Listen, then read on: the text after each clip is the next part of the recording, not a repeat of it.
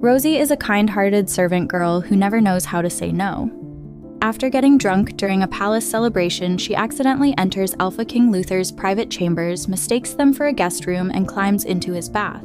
When Luther finds her there, he mistakenly believes she is Princess Parisa, his intended bride. Rosie spends the night in his care, and the two form an immediate emotional connection. The real Princess Parisa later discovers what happened and forces Rosie to continue pretending to be her, hoping to make Luther lose interest so Parisa can escape a political marriage and be with the man she truly loves. Despite Rosie's repeated attempts to sabotage the relationship, Luther only falls deeper in love with her, enchanted by her kindness, honesty, and warmth. As they grow closer, Rosie falls hopelessly in love as well, but Parisa constantly reminds her that she is only a maid and could never be a queen. Eventually, Parisa pressures Rosie into ending the relationship, and Rosie falsely claims she loves another man and formally rejects the powerful mate bond she unknowingly shares with Luther. The rejection devastates him, causing him to lose control of his wolf, go feral, and disappear into the wilderness.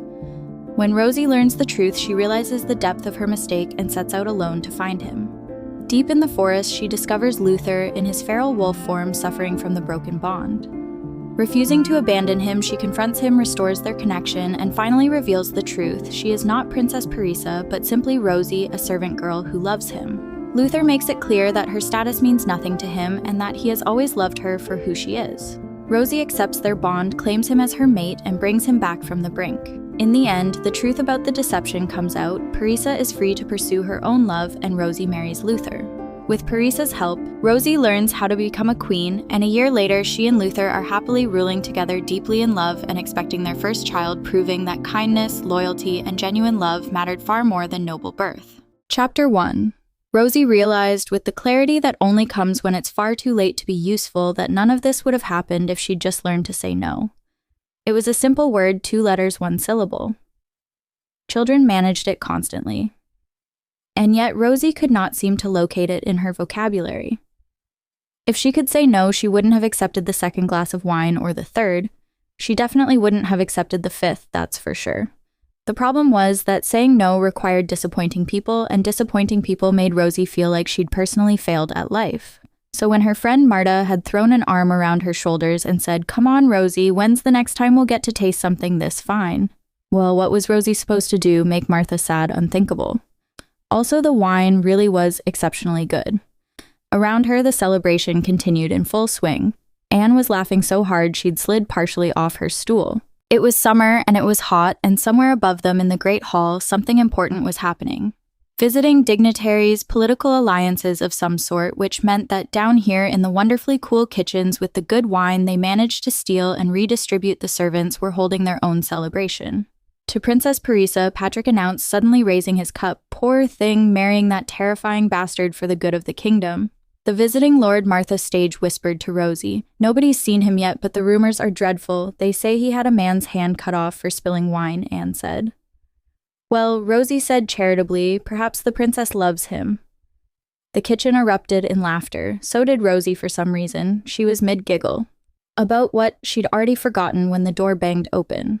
Miss Harrow, head housekeeper, stood in the doorway, face thunderous, a visiting lord. The housekeeper said in the voice of someone who had been containing her fury for the past hour and had just run out of container-requested refreshments brought to his chambers an hour ago. No one went.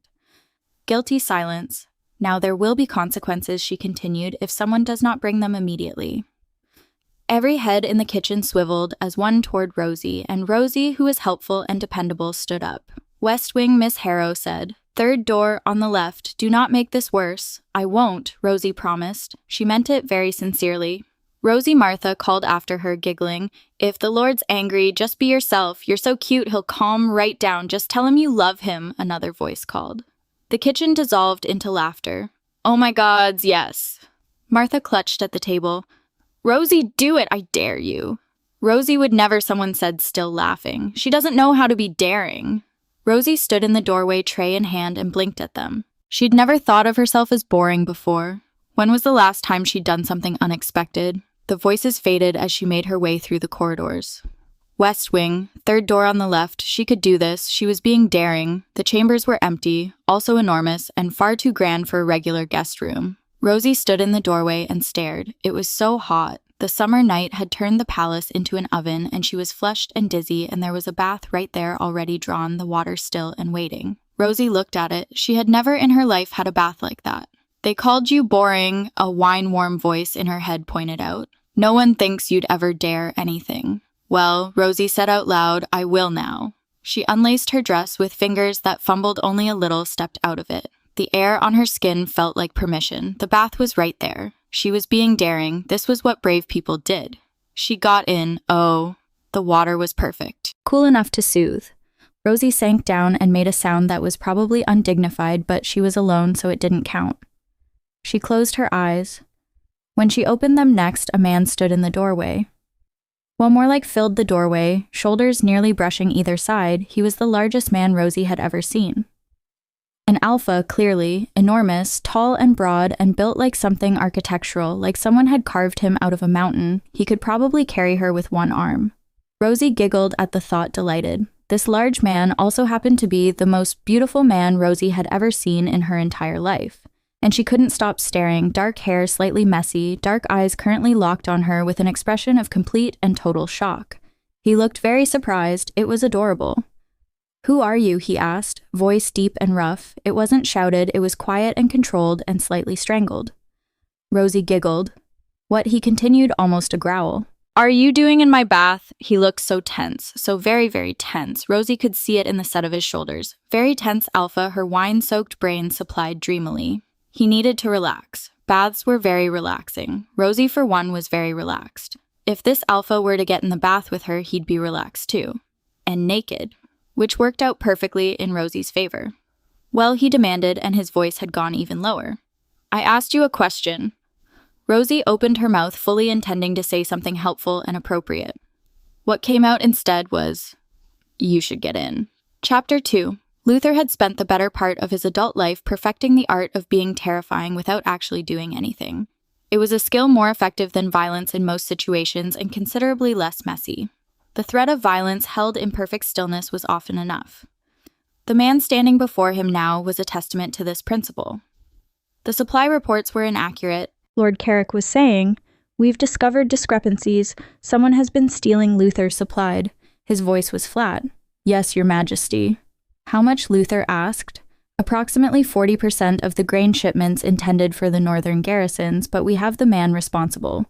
Luther stood. The effect was immediate. Carrick took an involuntary step back. 50 lashes, Luther said quietly. "Public, tomorrow at dawn, then exile." The relief on Carrick's face was palpable. "Yes, Your Majesty, I'll see to it personally. See that you do. And Carrick, fix your inventory system. If this happens again, we'll be having a different conversation." Lewis, his attendant, appeared at his elbow. "Your dinner with Princess Parisa, it's meant to begin in 20 minutes. Luther's hand paused fractionally over the parchment. "You should probably look less murderous, sir," the attendant added. Luther looked up slowly. "I don't look murderous. You always look murderous, sir. It's your resting state." Luther sighed. "This is a political arrangement, Louis. Nobody is under any illusions about romance." The East dining room had been prepared with aggressive formality, candles everywhere, flowers. Luther stood by the window, hands clasped behind his back, and waited almost an hour. The princess did not arrive. "She sends her apologies," Lewis said. "She's unwell." Luther's face didn't change. He caught his reflection in the darkened window glass. He looked like an alpha who'd won 3 wars before his 30th birthday, who emptied rooms with his reputation. Of course she hadn't come. He knew what he looked like, a weapon in human shape, not the kind of man a woman wanted to have dinner with. Luther left without looking back. His chambers were dark when he opened the door, and there was a girl in his bath. She was small, pretty, clearly unarmed, and she was looking at him with such genuine, delighted surprise that Luther actually froze. "Oh," she breathed. She looked pleased to see him. Nobody looked at him like that, ever. Luther frowned and glanced over his shoulder. There was nobody there.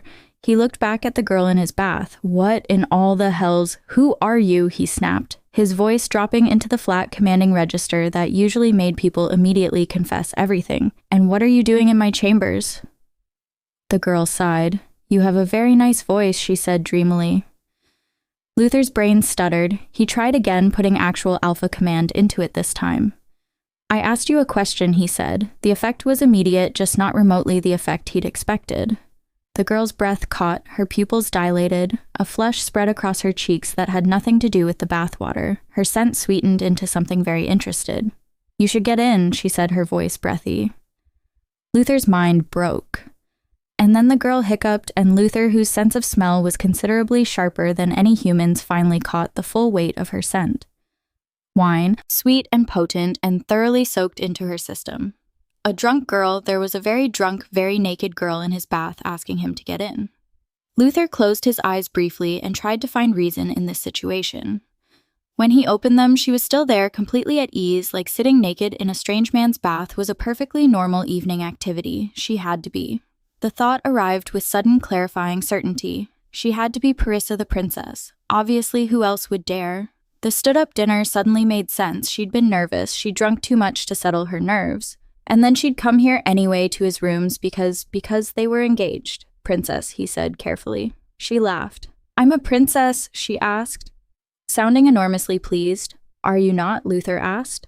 The girl drew herself up with tipsy dignity. "Absolutely, my lord. Your princess." She tried to stand, immediately began tilting sideways. Luther moved before he thought about it. Pure protective instinct, his hand shooting out to catch her arm before she cracked her head on the tub. He steadied her carefully, keeping his eyes resolutely on her face, though his peripheral vision was providing entirely too much information, and reached for his cloak. He wrapped it around her with efficient movements. "Smells nice," she mumbled into the fabric, "like you." Something possessive and primal stirred in Luther's chest. She was wrapping herself in his scent, claiming him in the way of wolves, even if she didn't know what she was doing. His wolf purred with deep satisfaction. She was swaying too much to walk, so Luther simply picked her up and carried her to bed while he figured out what to do. Should he take her back to her room, surely she'd be embarrassed at being seen in this state. The princess wrapped her arms around his neck and pressed herself against his chest with complete trust, and Luther's breath stopped. She was warm and soft and curved in all the places currently pressed against him, and he could feel every single one of those places with acute, aching clarity. Luther's control was not infinite, and she was snuggling into him, making soft, contented sounds against his throat. He could feel his body responding, could feel the want rising, the urge to lay her down on his bed and peel away what little fabric remained and learn every inch of her with his mouth. He wouldn't, but gods, he wanted to. She tilted her head up to look at him. There was a small mole at the corner of her mouth. He stared at it, wanted to trace it with his tongue. "You're so warm," she said, wonder in her voice. His body was cataloging every point of contact, the weight of her in his lap, the softness of her thighs across his, the way her breasts pressed against his chest. The scent of her wine and sweetness and arousal, because she was aroused, he could smell it. And that knowledge was destroying what remained of his restraint. "Why didn't you come to dinner?" he asked. The words left his mouth before he'd decided to say them. She blinked at him. "Dinner? You were supposed to meet me for dinner," he reminded her. "You didn't come."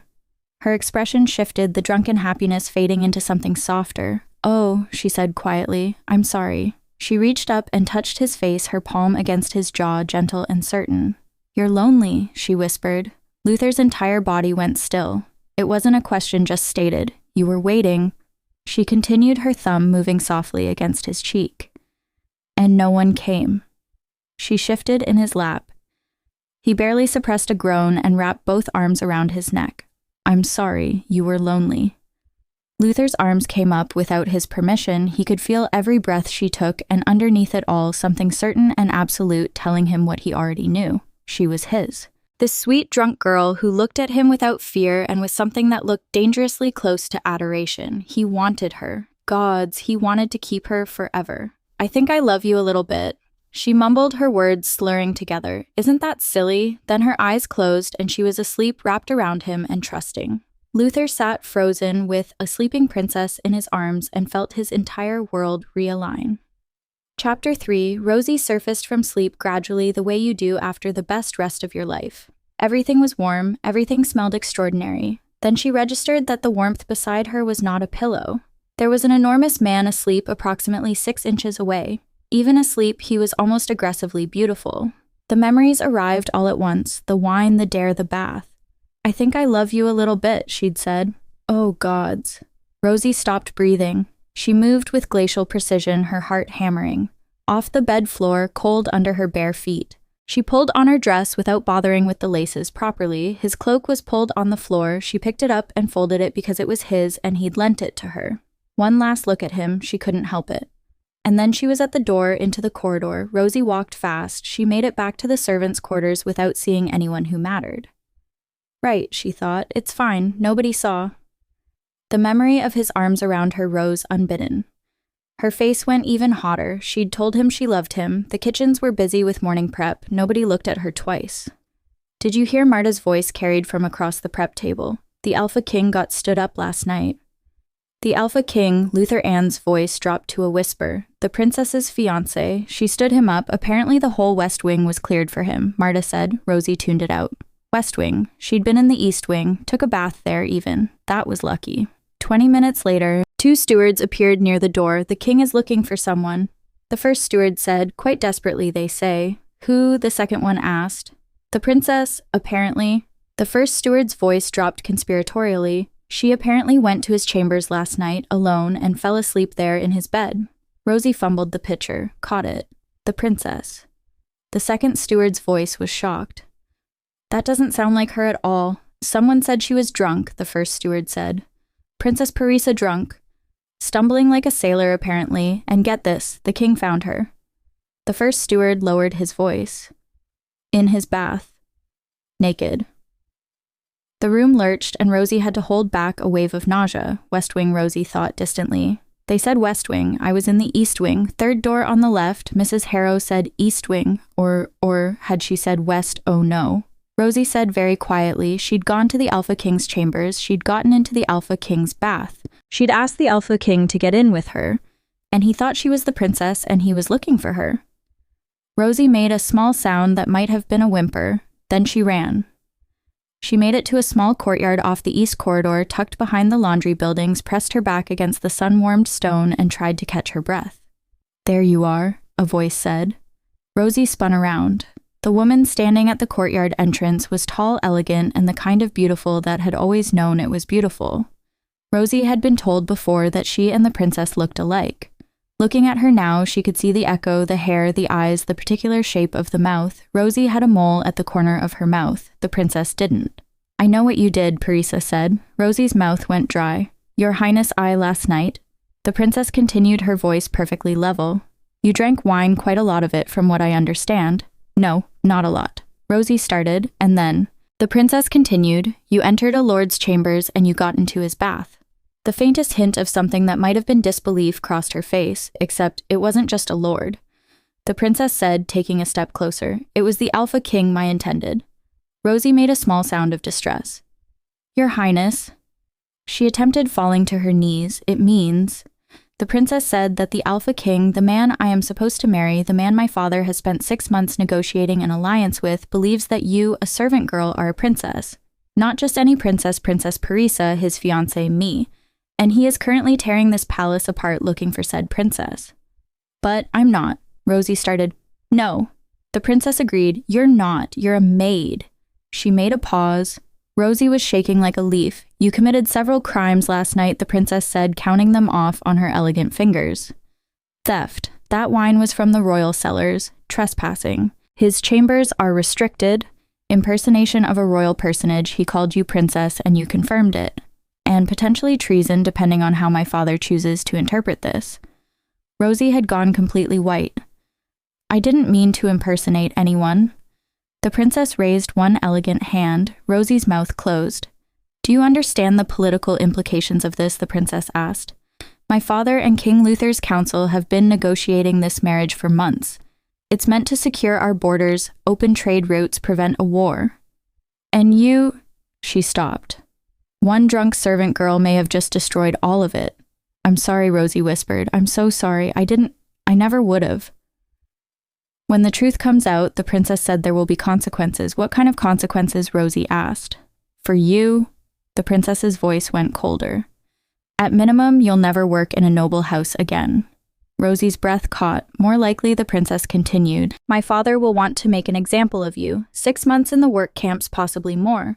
Impersonation of a royal is significantly worse. That's prison. Rosie was shaking now.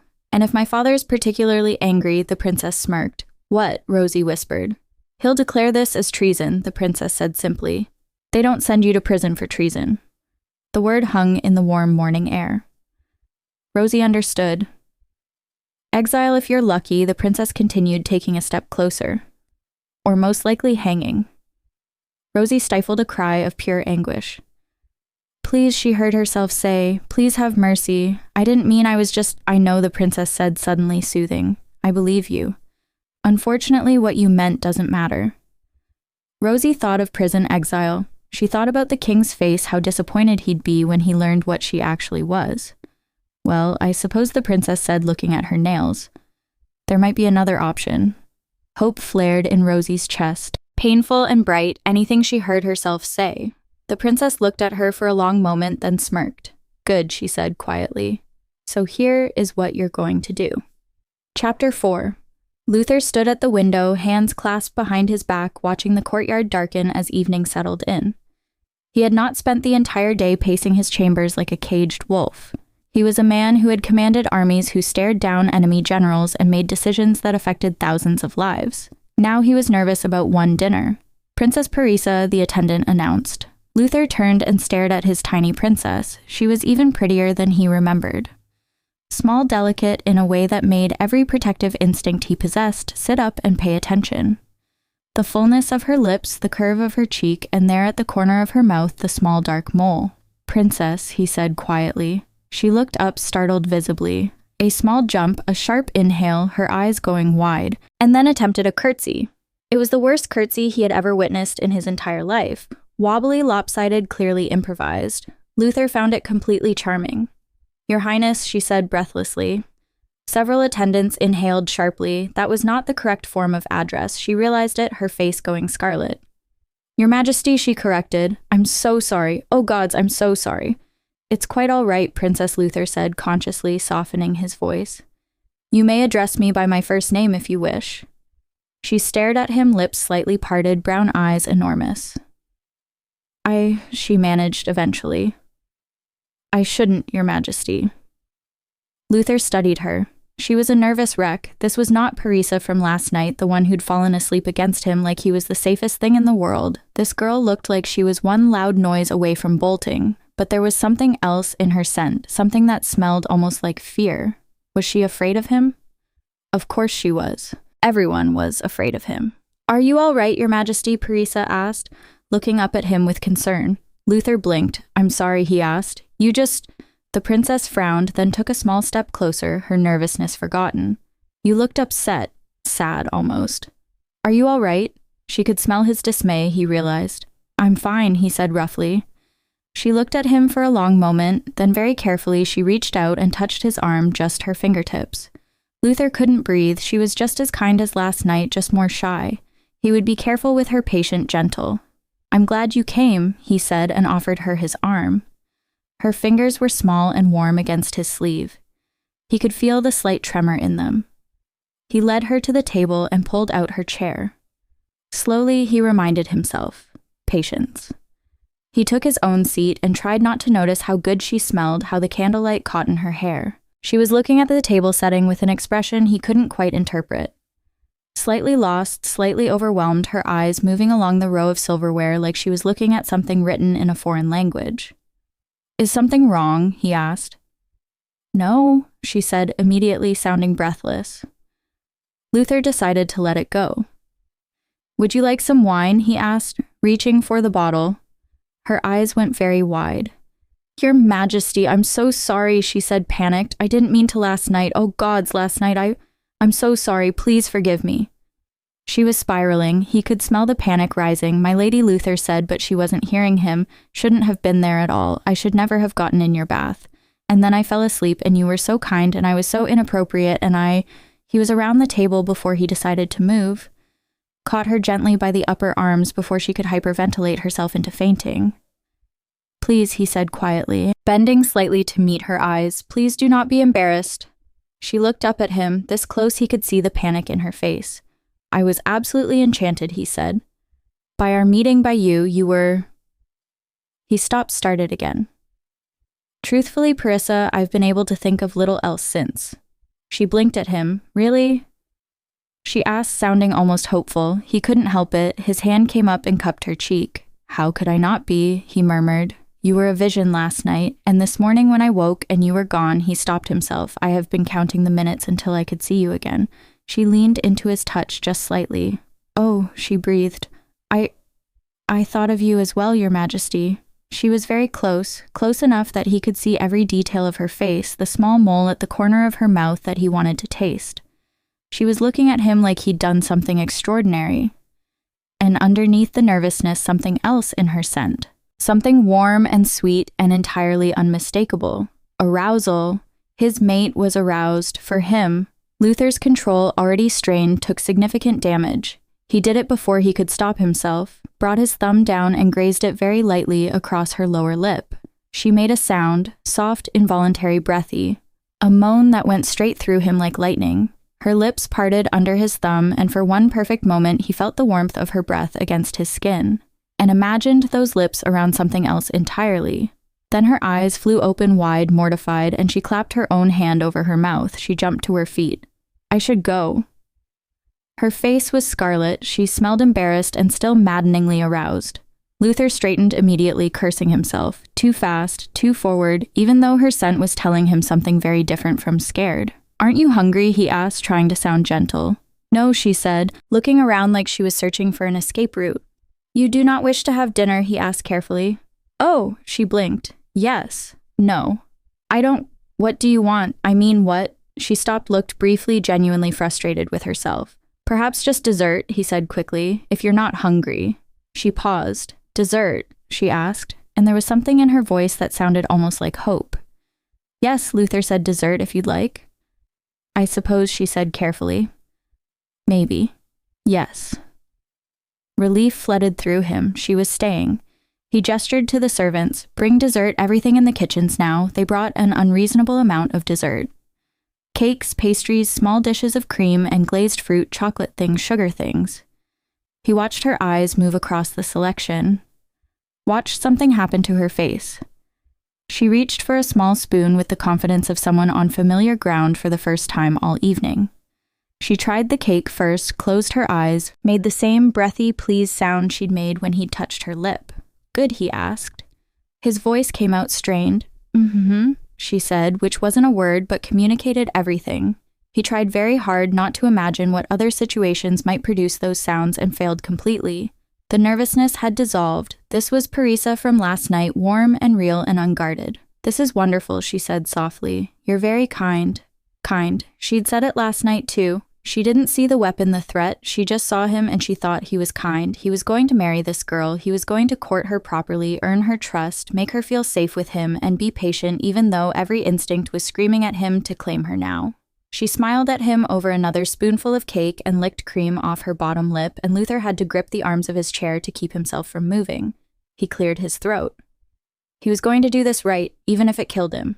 Chapter 5. Rosie was escorted back to the princess's chambers in a state that could generously be described as dazed. She was warm, everything felt warm. She stepped inside and found the princess waiting composed and sharp-eyed. The warmth evaporated immediately.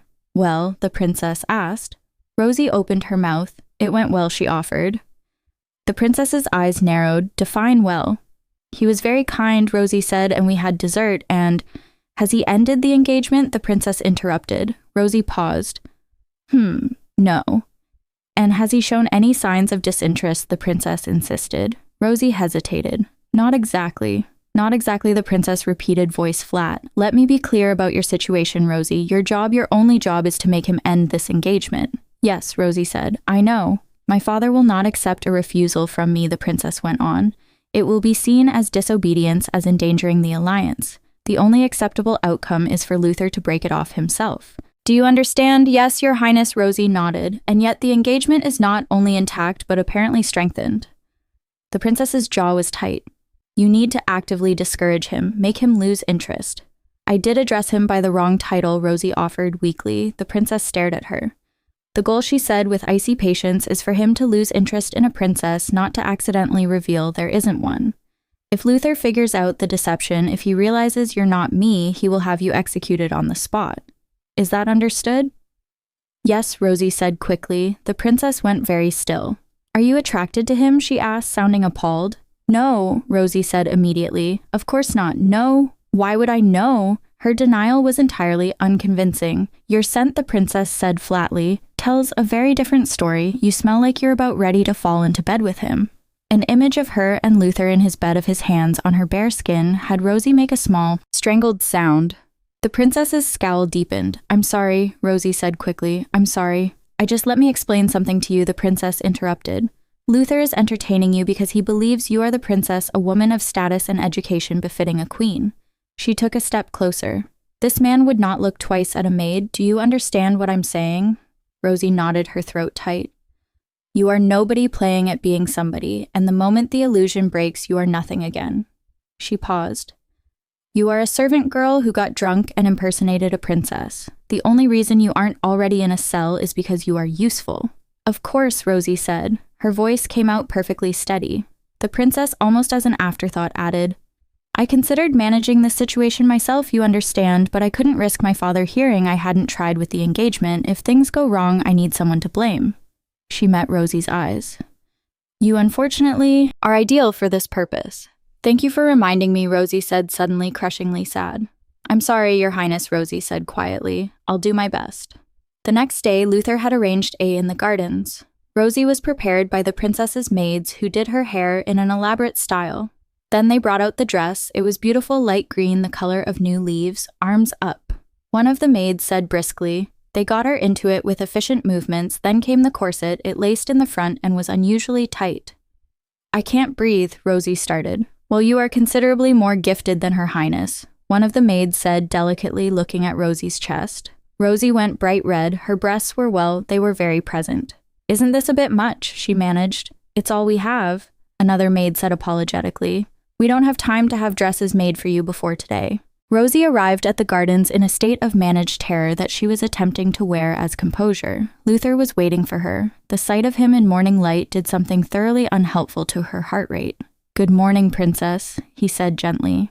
She took his arm and they began to walk, and she was excruciatingly aware of him beside her. The size of him so much larger than her that it was almost absurd. He could do whatever he wanted to her, she thought distantly. And she wouldn't even protest.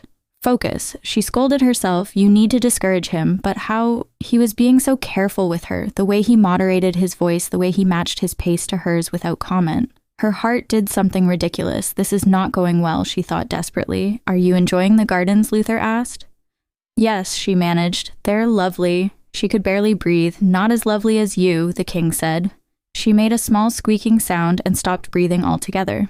They turned down a narrow path. The servants who'd been following fell back further, giving them privacy. They were alone. Rosie's breathing was getting shorter.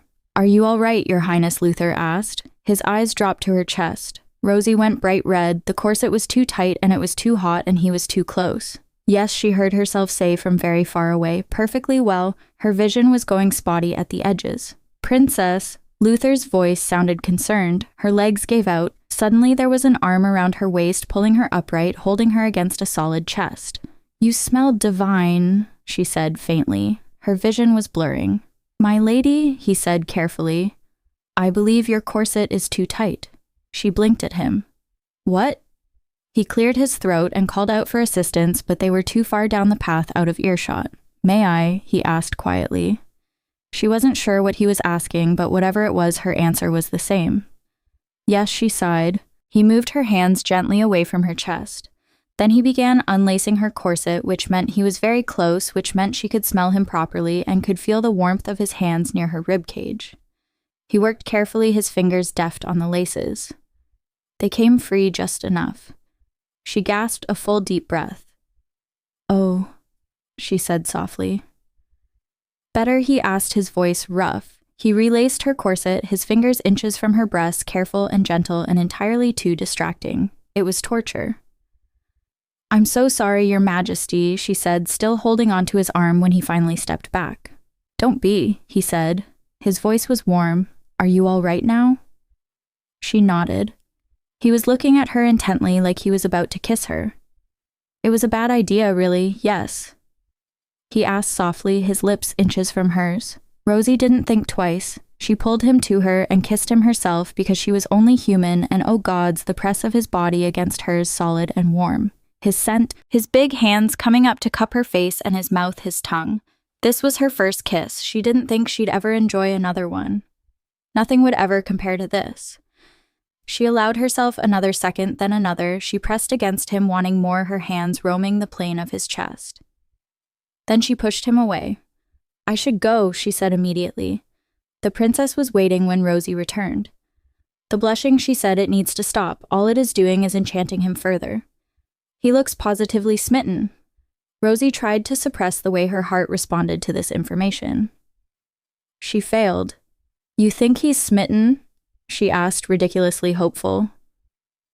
The princess looked like she wanted to jump off a cliff. Chapter 6.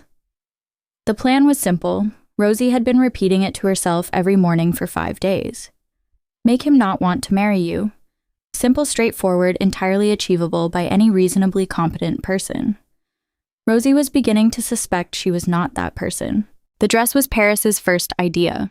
Be demanding, the princess had said. Men despise feeling like a treasury with legs. Rosie had practiced in her room that evening. "I want new shoes," she'd told her reflection, "and I am not sorry." Luther had been in the garden when she arrived the next morning, reviewing a document. He looked up when she approached. "I would like," she began, and then he tilted his head very slightly, and the sentence she had prepared rearranged itself without her permission into, "If it isn't too much trouble, and please do say if it is, because truly you shouldn't feel obligated, but could I have shoes?" Rosie finished lamely. Luther smiled. "How many?" he asked. Within the hour, a procession of attendants arrived at her rooms, carrying boxes filled with jewelry, 20 new dresses embroidered with gems, and 50 pairs of matching slippers with a note in handwriting that was surprisingly neat for a man whose hands could crush stone. "Wear whichever you like." Rosie sat surrounded by fabric that shimmered in the afternoon light and felt genuinely terrible about herself. "Did you at least seem demanding about it?" Parisa asked that evening. Her second approach had a certain elegant logic to it. "Display your accomplishments," she had said, "or rather your catastrophic lack of them." The opportunity presented itself when Luther asked if she played. He wanted to know her, had heard Princess Parisa adored playing the piano. So she sat, placed her hands on the keys, and played. What followed could charitably be described as music in the same way a building fire could charitably be described as ambient lighting. "I've never heard anything quite like that," Luther said, clapping when she was done. Rosie gave him a look of profound suspicion. "You're laughing at me," she accused. He wasn't. She had become, over the past days, frustratingly good at reading him, and there was no mockery in it. He crossed the room and sat beside her on the piano bench. "You are enchanting," he said quietly, "no matter what you do. You've completely bewitched me." Rosie stared at the piano keys. "Oh dear," she thought with considerable feeling. "He said I was enchanting," she told Parisa that evening. The princess stared at the ceiling for a long moment and sighed. The jealousy experiment began as many of Rosie's worst experiences had, with her saying something she hadn't meant to say. She'd returned from a court gathering when she heard herself mention very casually that she was sure Luther hadn't meant anything by his extended conversation with the noblewoman. Obviously. More accomplished women would naturally hold his attention more effectively. It was fine. She was fine. Parisa set down her cup. "You sound jealous," she said. Rosie opened her mouth, found no convincing counter-argument available, and closed it again. "That's good," Parisa said. "Use it." The logic, as explained, was straightforward. Jealousy was possessive. Possessive was demanding. Demanding was the opposite of appealing. "But I have no right to be jealous," Rosie said. "I'm nobody. Don't think about what's real," Parisa interrupted. "Imagine he chose you, and then imagine him leaving, finding someone more appropriate. Because that," she finished quietly, "is what happens to girls like you." It was, Rosie thought, an extremely effective piece of coaching. Far too effective, really, because she imagined it, all of it. His attention moving away, his warmth withdrawing. By the time she arrived at that afternoon's gathering, she was not performing anything at all. She stood near the window and watched Luther speak to someone across the room and felt immediate grief and despair. Her king found her within minutes. "What's wrong?" he asked. "Nothing," she lied. I know eventually you'll—" She stopped, tried again. "I know this won't last," she said finally. "That's all." Luther paused. Then he reached out and tipped her chin up with one finger and made her look at him. "You are the only one," he said quietly. "Since the night I found you, I have not looked at another woman. I could not if I tried. You have completely undone me, and I find I have absolutely no interest in being put back together." Rosie kissed him. She didn't decide to. It was more like gravity, the inevitable conclusion of proximity and the bond, and 6 days of trying to push him away and failing. It escalated. His hands moved from her face to her waist and pulled her closer, and she made a sound that seemed to do something to him because his grip tightened and he backed her up 3 steps until she was pressed against the wall. His hands were everywhere. She had fistfuls of his shirt. Please, she heard herself say, though she wasn't entirely sure what she was asking for. His other hand was at her hip holding her in place while he pressed closer, and she could feel him, all of him, solid and aroused and wanting her, and the knowledge of it made heat pool low and urgent. The door opened. An attendant stood in the doorway, eyes firmly averted. "Your Majesty," she said, "the princess is needed urgently." Luther, who appeared to be in significant physical discomfort, lowered her leg back to the ground. Soon, he said quietly, and it sounded like a vow. She walked back to the princess's rooms in a state that could generously be called a daze. "You are," the princess said, "the single most useless saboteur in the history of this or any other kingdom." "That does seem fair," Rosie agreed. The princess stood. "There's one more option," she said finally. "What is it?" Rosie asked. The princess told her. Rosie regretted asking. Chapter 7, a compromising situation, the princess announced. "You'll be found with another man in a position that leaves no room for doubt."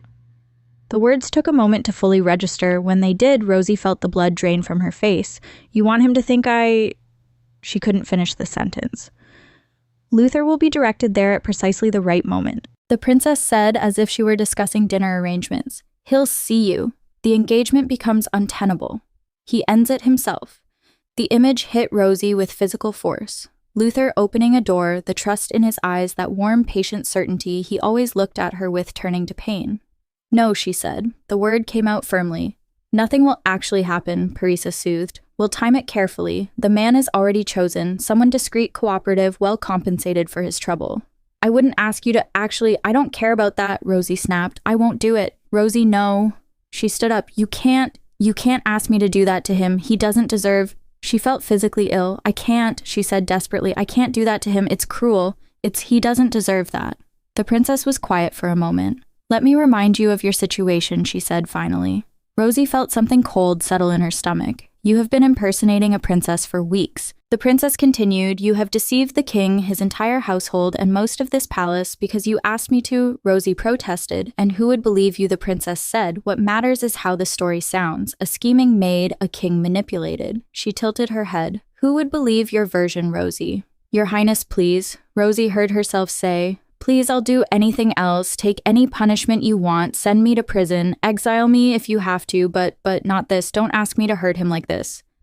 She couldn't finish. Her throat closed around the words. "Rosie," she said quietly, "you're a maid. He is engaged to me, to Princess Parisa, not to you. He doesn't know you exist."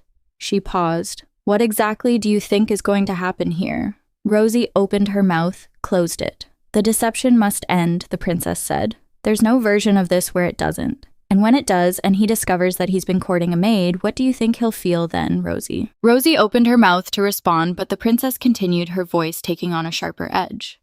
"What's your plan?" she asked. "You think you'll become his queen, rule at his side?" She tilted her head.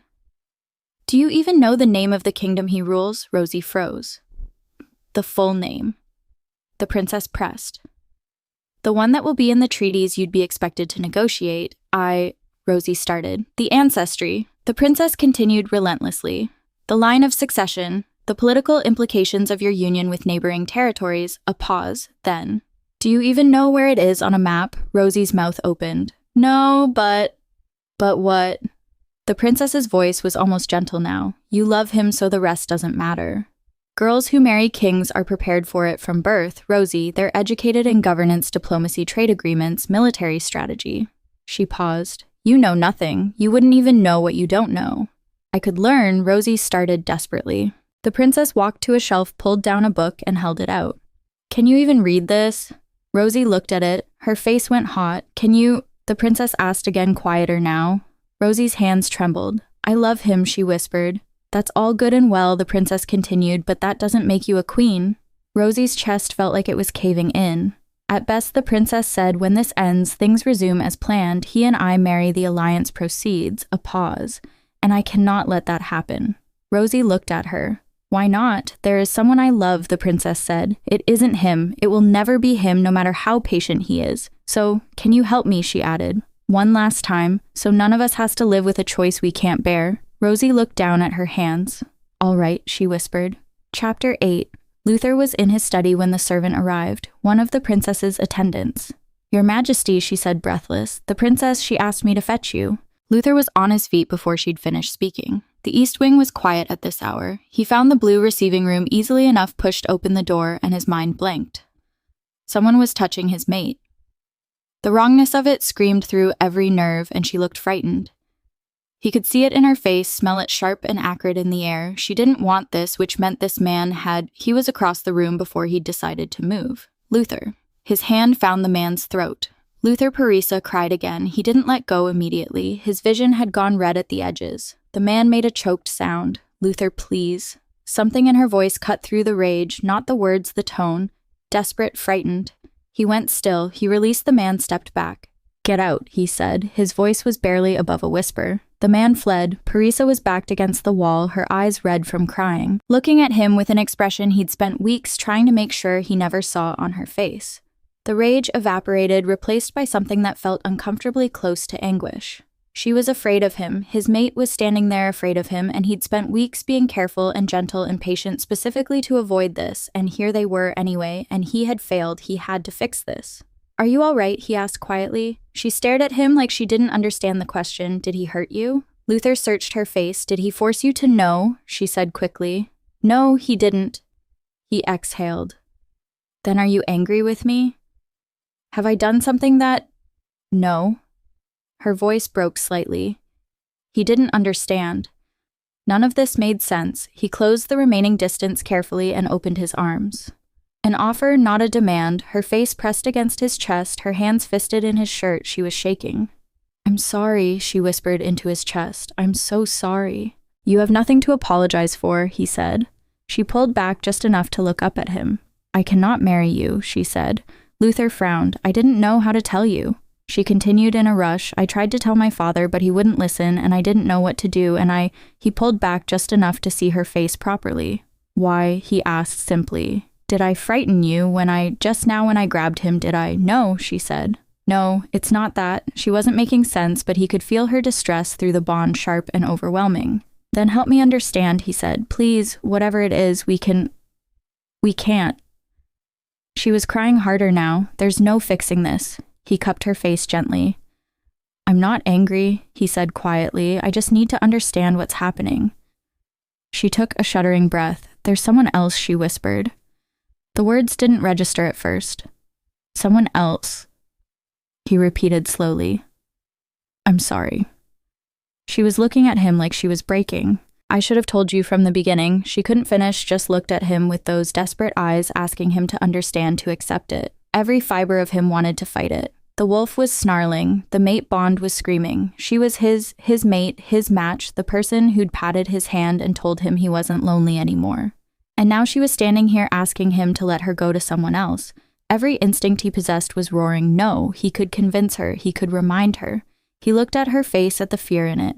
If I do that, he thought, if I force her or coerce her, then I am exactly what everyone says I am. He knelt. Luther, who had never knelt for anything in his life, went down on one knee in front of a woman he loved. You consume me, he said, the truest thing he knew. Since the night I found you, there hasn't been a moment I haven't spent thinking of you, wanting to be near you. His voice cracked slightly. My only wish is to remain at your side. He continued to make you happy, to be worthy of. He stopped. Please, just give me the chance. She made a sound like something breaking, not the reaction he'd hoped for. You are so kind, she managed through tears, but I cannot be yours. There is someone else. I have already given my heart away. He looked at her face, at the fear. You truly do not wish to be mine, he asked. I cannot be, she whispered. There is a mate bond between us, he said quietly. You must feel it. I know you do. He paused. If you truly choose otherwise, if you feel it and still choose someone else, then reject it. Formally. And I will not fight you. She stared at him. She swallowed. I reject the mate bond, she whispered. It felt like dying. He'd been shot before, stabbed. None of it came close to this. The warmth in his chest, the constant presence that had been humming there for weeks, went suddenly completely silent. Like a door slamming, his vision tunneled, he forced himself to stay standing. He took her hand, brought it to his lips one last time, let himself have that. "I accept your rejection," he said. He meant it, he hated it, but he loved her and he respected her wishes. And so he meant it. He turned toward the door. He did not look back. Lewis was outside waiting. "Your Majesty." "Not now," Luther said. He walked down the corridor past servants who pressed themselves against walls. The pain was getting worse. He made it to his chambers barely. His hands were shaking, no, not shaking, changing. The wolf clawing his way out. "What?" He gasped aloud. The shift took him whether he wanted it or not. He tried to fight it. He'd always been able to control it before. But the wolf tore free with a howl that was pure anguish. Chapter 9. 10 days later, Rosie was still in bed, for crying out loud. Through the door, Miss Harrow's voice was sharp with exasperation. What did the girl expect? To play princess forever, Miss Harrow, please. Anne's voice now pleading, "Rosie's going through a rough time." "Her heart is broken," Martha added desperately. Rosie listened to the distantly like it was happening to someone else. Like the voices were coming from very far away. In her mind, there was only one thought repeating endlessly. It hurts where she used to feel him. She'd felt him. For weeks she'd felt him. This constant warm presence in her chest humming and certain and there. A connection, a bond. She hadn't known it was a bond, something beautiful and sacred that she'd destroyed with 6 words. She'd rejected it. Rejected him, her mate, her king, the man she loved. It was the right thing to do. The only thing that made sense. But he'd looked so hurt when she'd said it, smelled like grief and pain and devastation even as he'd accepted it with quiet dignity. And now there was just nothing, a void where he used to be. How could it be for the best when it hurt this much? She felt a hand on her shoulder, gentle, insistent. "Rosie, please," Marta said softly. "Try to get up." "It'll do you good to work," Miss Harrow said. "If you don't help with cleaning today, she's kicking you out," Anne added. "Stop stressing her," Marta hissed. "What? It's true. She said that. Rosie didn't care. Fired, not fired. What did it matter? Here, they're working, not working. It was all the same. All of it was away from him. All of it was this void where he used to be." "Come on, Rosie," her friend said, and Rosie tried. She spent the morning scrubbing floors in a distant hallway, still trapped in the same loop of despair. It hurts where she used to feel him. Then she heard shouting. "This is a catastrophe!" A voice boomed. She tensed, still kneeling on the floor with her brush, and Alpha's aura, she could feel it from here, powerful and commanding. "Your Majesty, we're doing our best." Someone stammered. For one wild, desperate second, she thought Luther. But then she actually processed the voice the scent. All wrong, not him. She deflated. Marta appeared at the end of the hallway. "Rosie, what are you still doing here? Let's go." Rosie slowly got to her feet. "Your best?" the Alpha's voice said. "It's been 10 days. How have you not managed to bring him back after 10 days? Marta was waving more urgently now. Rosie tried to move faster and knocked over her bucket. Marta groaned. "But your Majesty, we've sent our best people and father." A familiar voice interrupted, cool and composed. Even His Majesty's own people couldn't bring him back. "You can't blame Captain Jenkins for wanting to spare his men's lives." Rosie froze. That was Princess Parisa speaking to her father, the king. "What are you doing?" Marta mouthed silently. Rosie ignored her. "He is one alpha alone," the king was saying. Rosie frowned. One alpha? Who were they talking about? A feral alpha, Parisa said, and not just any alpha. King Luther was already quite formidable when he was lucid. The world tilted. "Come on, let's go," Marta whispered urgently. "Be quiet," Rosie snapped, wrenching her arm away. Her heartbeat was hammering against her ribs. "The princess is right, Your Majesty," a man's voice said, the captain presumably. Even Luther's own blood couldn't get him to calm down. Some men lost their lives trying to get him to see reason. Rosie's breath stopped. What? Men lost their lives trying to get Luther to calm down. "This is all your fault, daughter," the king snapped. "I leave you alone for a few days. The engagement all but set, and I come back, and apparently Luther's gone completely feral and disappeared." Rosie was on her feet before she'd decided to move. What are you doing?" Marta asked, panicked. "What is she doing?" Miss Harrow's voice came from around the corner. Rosie ignored them both, pushed open the door, and burst into what appeared to be a study. 3 people stared at her. Princess Parisa, an older man who could only be the king, and a guard captain in full armor. "What happened?" Rosie asked desperately. "What's wrong with Luther? Is he hurt?" The king gaped for a second, then, What in the world is this? He pointed at Rosie like she was something offensive. Who let this creature in here? Your Majesty, my apologies, Miss Harrow said, arriving and grabbing Rosie's arm. This maid is unwell. Get rid of her, the king snapped. Ms. Harrow tried to drag Rosie toward the door. She wrenched her arm free with a growl. Where is he? She demanded, looking at Parisa. What happened? Parisa looked uncomfortable. His Majesty King Luther has disappeared after losing control of his wolf, she explained cautiously. Losing control, Rosie's voice came out faint. How is that possible? Excuse me, but why are we discussing this with the insane maid? The king asked. He was ignored. We don't know exactly, Parisa told Rosie. We found his room destroyed. Some guards who were in his way were harmed when he left the castle. He's disappeared into the forest. We've sent search parties, but Rosie gasped, her hand flying to her chest. Which forest? She asked desperately. When frankly, child, this is none of your concern, the king said coldly. Rosie turned on him with a glare that made him actually blink. You are speaking about my mate, she snapped. It is absolutely my concern. The entire room froze. Parisa's mouth fell open. The captain stared. Your mate, the king recovered first. Are you insane, child? King Luther is not your mate. Rosie raised her chin. Yes, he is, she said. She deflated. Well, he was before The word stuck in her throat because suddenly it all made horrible, devastating sense. Luther losing control, going feral, disappearing into the forest. It was because of her, because she'd broken the bond. What have I done? She whispered. It's all my fault. Someone please remove the girl and send her to the asylum. The king sighed. No, Parisa stepped forward. No, I think she's right, the king scoffed. What? You shared a bond with him, Parisa asked Rosie. Rosie nodded, crying, Yes. I hadn't realized what it was at first, but you foolish girl, Parisa's voice was sharp. Breaking a mate bond is dangerous, lethal to some. The pain of it, the king has gone insane with grief. You said I had to, Rosie cried. I didn't know you two were mates. Parisa, the king snapped. Why are you entertaining this foolish girl's delusions? It's not a delusion, father, Parisa's voice was tired. I believe she's right. The king looked between them with an expression of complete stupefaction. I will go to him, Rosie declared. The captain made a sound of disbelief. My girl, it's too late. He's not himself. He'll tear you apart. You should see the state of my men, those who came back, that is. Something fierce and protective flared in Rosie's chest.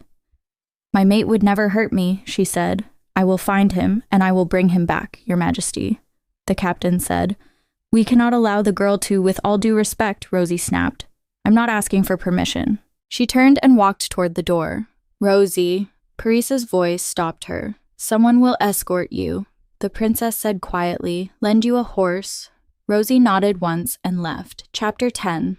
The horse carried her deeper into the forest, following the captain of the guard down a path that grew narrower and wilder with each passing minute. Rosie barely noticed. All she could think about was Luther, alone, in pain, feral, because of her, because she'd broken their bond, shattered something sacred and beautiful because she'd been too afraid, too convinced she wasn't enough. And now he was lost somewhere in these woods, his humanity slipping away.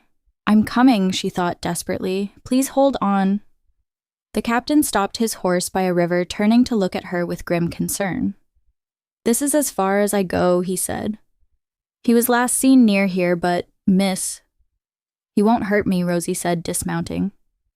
The captain looked skeptical, then Rosie caught something just the faintest trace on the wind, his scent. You can go, she told the captain. It's best I'm alone. The captain hesitated, then nodded slowly. Rosie waited until the sound of hoofbeats faded completely. Then she followed the scent. She wasn't a good tracker, had never been trained. Her wolf senses weren't particularly impressive. She was submissive-natured, not built for hunting or fighting, but she'd been aching for this scent for 10 days, starving for it. She couldn't lose track of him now if she tried. The scent was different, though. They were right about that. Luther was not himself. There was something darker in it, more aggressive, more animal, and underneath all of it, threaded through the wilderness, pain raw, devastating pain. Rosie's eyes burned with tears. I'm coming, she thought again. She followed the scent through dense undergrowth around ancient trees. Her dress was ruined. She didn't care. What if he's lost for good? The thought arrived with cold clarity. She stopped walking, stood in the middle of the darkening forest and made herself a promise. Then I'll shift and join him. He won't be alone. Wherever he goes, I'll be there. A growl rumbled through the trees. Rosie's wolf told her to freeze to be quiet. She obeyed, heard movement, heavy footsteps, branches snapping, the scent getting stronger. She turned slowly. He emerged from behind the trees, enormous, the largest wolf she'd ever seen. Dark fur, nearly black, massive shoulders. His eyes were glowing faintly in the dimming light, wild and unfocused. And he was growling low and continuous, but it was him. She knew it was him. "Luther," she breathed. The wolf's ears twitched, but there was no recognition in his eyes, just that continuous growl. "It's me," Rosie said, her voice shaking. His lips pulled back, baring teeth. He prowled forward, muscles coiled. Then he pounced. Rosie hit the ground hard. The wolf was above her, massive and terrifying teeth bared inches from her throat, growling so loudly she could feel it vibrate through her bones. For one terrible moment, she thought the captain had been right, that she'd lost him completely. Then she looked into his eyes, and very slowly, moving with careful precision, she did what her wolf was telling her to do. She tilted her head back and bared her throat. "You don't have to be lonely anymore," she whispered. "I'm here." The growl changed, became questioning, confused. Then he sank his teeth into her neck. Rosie gasped at the sharp pain just for a second, and then the bond snapped back into place, and she felt everything. His pain, his despair, the grief that had driven him past the edge of control, it crashed over her in waves. Her vision went white. When it cleared, she wasn't looking at a wolf anymore. She was looking at a man, her king, naked and pressed against her. His hand braced beside her head, his face inches from hers. His eyes were still glowing faintly more gold than human, and he was frowning like he was trying very hard to think through fog. "Luther," she breathed, raising a shaking hand to his cheek. He leaned into the touch, nuzzled against her palm like he was starving for contact. "Princess," he asked eventually. His voice was rough from disuse, confused. She cupped his face with both hands, centering him because she could feel his confusion through the bond. How hard it was for him to think clearly. "I'm not a princess," she whispered sadly. He blinked, frowned deeper. "What?" He nuzzled into her neck, inhaling deeply, and made a sound of pure relief. She wrapped her arms around his shoulders. "Claim me," he growled against her throat. "Claim me back." She met his eyes, her body was screaming at her to do it. "I can't," she said. He froze. She felt the despair slam through him, sharp and immediate. She grabbed his face, forced him to look at her. "I'm not who you think I am," she tried to explain. Luther's eyes flashed. "Forget that other man," he growled. "Too feral to be rational. You're mine. You belong to me." He pressed her hand to his chest, right over his heart. She could feel it racing. "There is no other man," Rosie said softly. "There is only you." Luther stilled, clearly didn't understand. But he started. "I'm not the princess," Rosie said, feeling very small and exposed. "I'm just me, Rosie." Luther searched her face. "I'm a maid," she explained, her voice breaking. "I clean floors. That's all I am." There was a moment of silence. Rosie thought, at least he's saved. That's what matters. Perhaps he'll let me stay near him.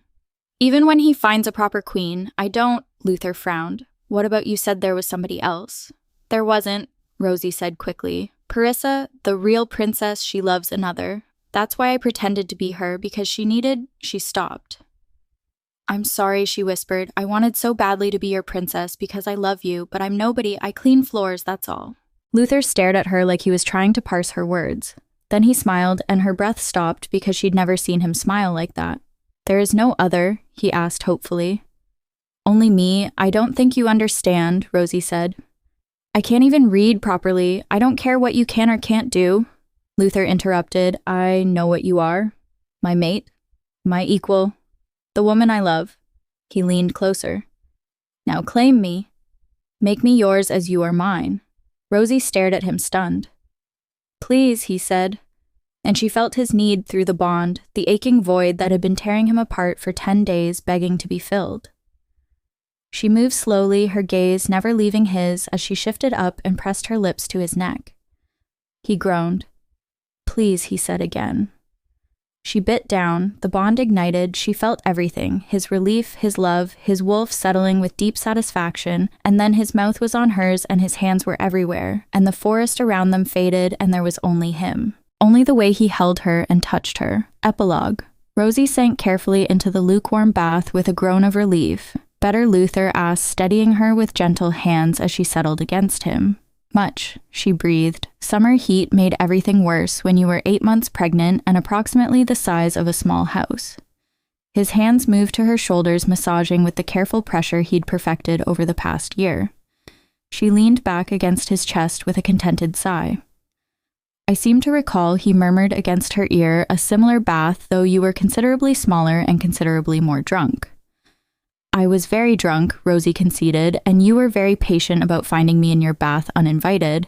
I was completely undone, he corrected. I believe my exact thought was, I'm going to marry this girl and I don't care what it takes. You thought that while I was naked in your bath asking you to get in with me, I thought that approximately 30 seconds after you told me I had a nice voice. He pressed a kiss to her shoulder. Everything after that was just confirming what I already knew. Rosie smiled, one hand resting on her belly where their child was currently performing what felt like acrobatics. Your air is very active today. Luther's hand joined hers, spanning the width of her stomach with reverent care. Parisa sent word she'll arrive next week, Rosie said. She wants to be here for the birth. Good. Luther's approval was genuine. The alliance between their kingdoms had strengthened considerably, helped by the fact that Parisa had personally trained Rosie, vouched for her, and helped smooth her transition into queenship. I still can't believe I'm going to be a mother, Rosie said quietly. A year ago, I was scrubbing floors. A year ago, you were already my mate, Luther corrected. You just didn't know it yet. Their child kicked firmly against Luther's palm. He laughed delighted. Strong, he said approvingly. Like their father, Rosie smiled. Who is supposed to be in a council meeting right now? They can wait, he murmured against her skin. My mate is in a bath. I have priorities. She laughed, and he caught the sound with his mouth. And they stayed there until the water went completely cold.